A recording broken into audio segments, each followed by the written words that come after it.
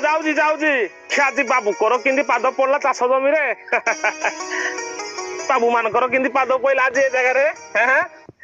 ଆଇଛୁ ତମକି ନବା ପାଇଁ ଆମେ ଦି ଜଣ ଯାକ ଡିସାଇଡ କରିଛୁ ତମେ ଏଥର ଆମ ସହିତ ବାଙ୍ଗାଲୋର ଯାଉଛ ବାପା। କିରେ ଏଠେ କିଏ ଗାଁର ଏତେ ଜମିବାଡି ସମ୍ପତ୍ତି କିଏ ଦେଖିବ ମୁଁ କଣ ତମକୁ କେବେ କହିଛି ମୋ ପୁଅ ବୋଉ ମତେ ପଚାରୁନାହାନ୍ତି ଇଏ ମତେ ଖୁସିରେ ରଖୁନାହାନ୍ତି ମୁଁ କେବେ କହିଛି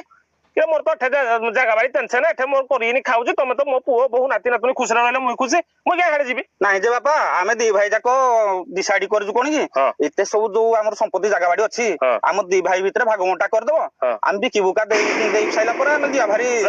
ଶଳା କଥାଟା ହଉଛି ଏଠେ ଆଉ ମାନେ ତମର ଏ ଜାଗା ବାଡି ଉପରେ ନଜର ନା ଏଟା ବିକି ଦେଇକିନା ଆମେ ଯିବା ସହରରେ ସେଟଲ ଭାଇ ତ ଶଳା ସହରରେ ତମର କିଏ ଅଛି କିରେ କିଏ ସହରରେ ପୁରା ପାଖ ଘରୁ ଲୋକ ମରିକିରି ପଡିଥିଲେ ଲୋକ 7 ଦିନ ପରେ ଗନ୍ଧ ହେଲେ ଯାଇକି ଜାଣୁଛନ୍ତି ମୋ ଗାଁରେ ପୁରା ସକାଳ ଲୋକ ଉପର ବୁଳିକି ଘରୁ ନ ବାହାରିଲେ 4 ଜଣ ପଚାରି ଯାଉଛି ଭାଇ କୁଆଡେ ଆଜି କିନ୍ତୁ ଘରୁ ବାହାରିନାହାନ୍ତି କକା ନାହାନ୍ତି ଘରେ 4 ଜଣ ପଚାରି ଯାଉଛି ତୋ ଗାଁ ଭଲ ପାଇବା ସହରରେ ପାଇବୁ ସହରକୁ ଯିବି ଯିବି ଯୋଉ କହୁଛୁ ସହର ତମର ପଇସା କମେଇବା ପାଇଁ ଠିକ ଅଛି ରେ ପୁଅ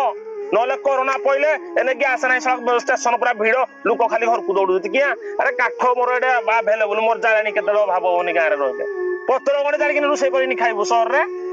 କନ୍ଦମୂଳ ଖାଇବୁ ହେଟା ସାରା ଯାଇକିନି ତମ ସହର ତମର ପଇସା କମେଇବା ପାଇଁ ଠିକ ଅଛି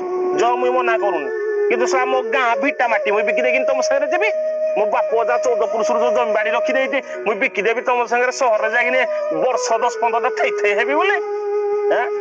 ମୋ ଏ ଜାଗା ବାଡିର ଦାୟିତ୍ଵ ତମ ମାନେ ନବ ତମ ଏ ଜାଗା ବାଡିର ଦାୟିତ୍ଵ ନାତି ନାତୁଣୀ ମୋର ନେବେ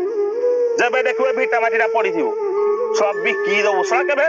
ଚକେ ହବର ଜାଗା କେବେ କିଣିଛ କିରେ ବିକି ଦବୁ ଯଦି ତମର ଏତେ ବିକିବା ପାଇଁ ମନେ ଗୋଟେ କାମ କରୁନ 5 ବର୍ଷ ହେଲା 2 ଭାଇ ଯାକ ଚାକିରି କଲଣି ମତେ କେତେ ଟଙ୍କା ଦେଇଥିଲ କି ଶ୍ୱଶୁର ଘରକୁ ସବୁ ପୁରଉଛ ତମ ଶ୍ୱଶୁର ଘର ଜାଗାକୁ ବିକିବ ଯାଇକିନି ସଳା ଥେଇ ହବ